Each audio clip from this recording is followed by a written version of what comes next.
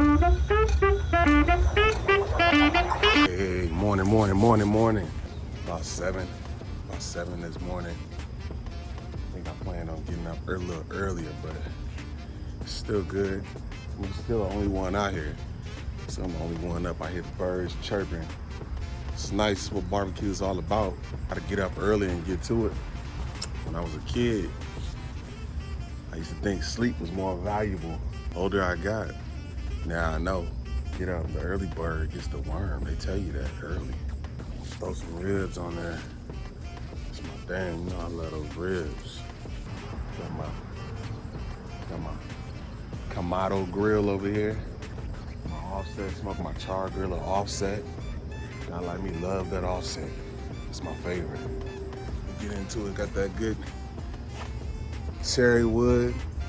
And get that nice smoky flavor. You can see that cherry in that wood there. I mean, that's gonna be some good flavor.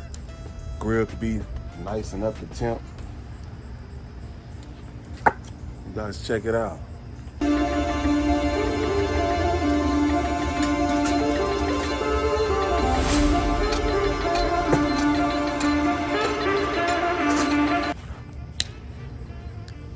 Little torch.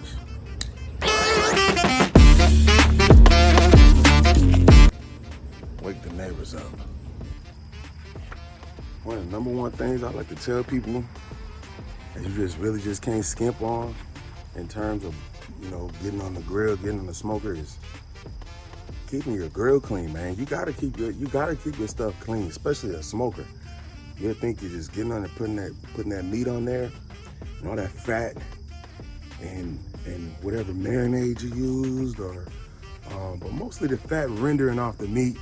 It's gonna drip down. So you got a drip pan. If you can, use a drip pan and have all that in there clean. But one of the number one causes in barbecue is grease fires.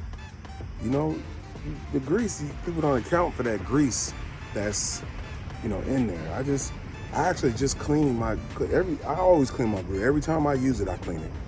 I like my grill nice and clean. It'll last you longer. You also gotta have covers. I cover everything up. I just don't want those outside elements,